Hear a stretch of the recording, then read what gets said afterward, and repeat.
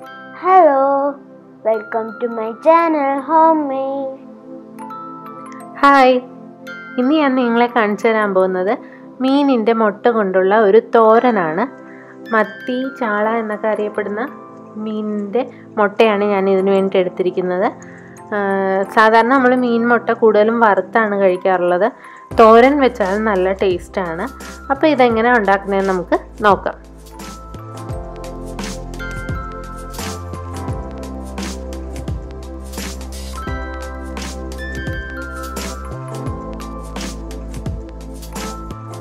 ആദ്യമായിട്ട് നമുക്ക് മുട്ട നല്ല വൃത്തിയായിട്ട് കഴുകി ക്ലീൻ ചെയ്ത് പല പ്രാവശ്യം വെള്ളത്തിൽ കഴുകി ക്ലീൻ ചെയ്ത് വെള്ളം കളഞ്ഞ് എടുക്കാം.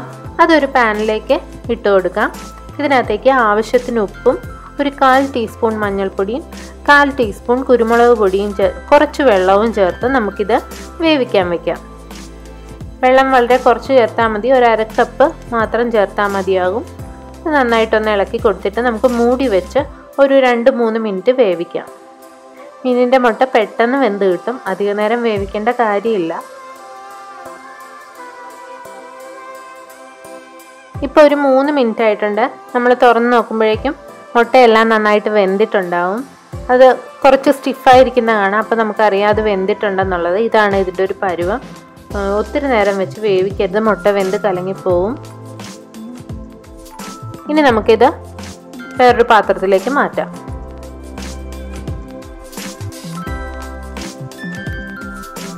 ഇനി നമുക്ക് ആ പാനിലേക്ക് തന്നെ ഒരു 2-3 ടേബിൾ സ്പൂൺ ഓയിൽ ഒഴിച്ചു കൊടുക്കാം. ഞാനിവിടെ വെളിച്ചെണ്ണയാണ് ഉപയോഗിച്ചിരിക്കുന്നത്. 3 ടേബിൾ സ്പൂൺ വരെ ഒഴിച്ചു കൊടുക്കാം.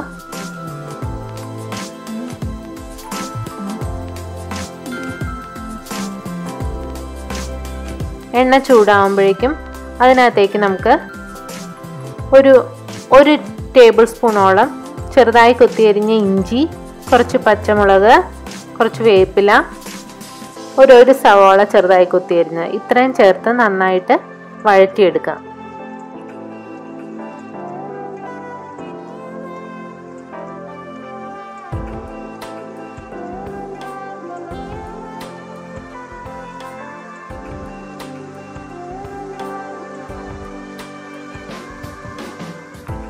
ഇതിലേക്ക് നമുക്ക് ആവശ്യത്തിന് ഉപ്പ് കൂടെ ചേർത്ത് കൊടുക്കാം. നമ്മൾ മുട്ടയിൽ കുറച്ച് ഉപ്പിട്ടിട്ടുണ്ട്, അത് പോരാത്ത ഉപ്പ് മാത്രം ഇതിനകത്ത് ചേർത്ത് കൊടുത്താൽ മതിയാവും. ഇപ്പോൾ സവാളയൊക്കെ നന്നായിട്ട് വഴന്നു വന്നിട്ടുണ്ട്. അപ്പോൾ ഇതിനകത്തേക്ക് നമുക്ക് ഇനി 1/2 ടീസ്പൂൺ കൂടെ കുരുമുളക് പൊടി ചേർത്ത് കൊടുക്കാം. അതിനുശേഷം അതിനകത്തേക്ക് നമുക്ക് വേവിച്ച് വെച്ചിരിക്കുന്ന മുട്ട കൂടെ ചേർത്ത് നന്നായിട്ടൊന്ന് വഴറ്റി കൊടുക്കാം.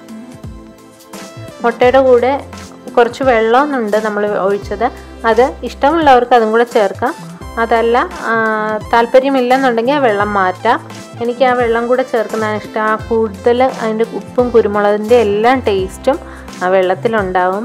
അതുകൊണ്ട് ആ വെള്ളത്തോടെ തന്നെ ഒഴിച്ചു കൊടുക്കുന്നതാണ് കൂടുതൽ ടേസ്റ്റ്. ഇത് നമുക്ക് നന്നായിട്ടൊന്ന് വഴറ്റിയെടുക്കാം.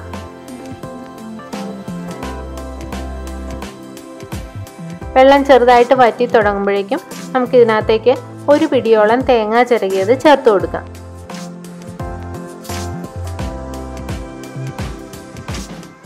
ഇനി ഇത് നന്നായിട്ട് ഒന്നുകൂടെ റോസ്റ്റ് ചെയ്ത് നമുക്ക് എടുക്കാം.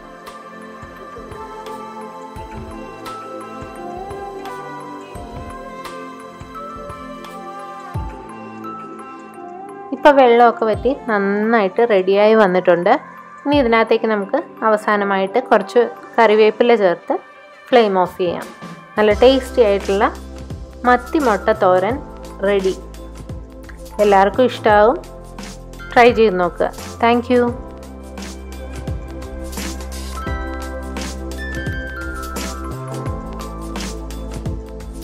നിങ്ങൾക്ക് എൻ്റെ വീഡിയോ ഇഷ്ടപ്പെട്ടെങ്കിൽ സബ്സ്ക്രൈബ് ചെയ്യാൻ മറക്കല്ലേ. എൻ്റെ പുതിയ വീഡിയോസിൻ്റെ നോട്ടിഫിക്കേഷന് വേണ്ടി ബെൽ ബട്ടൺ ക്ലിക്ക് ചെയ്യണേ.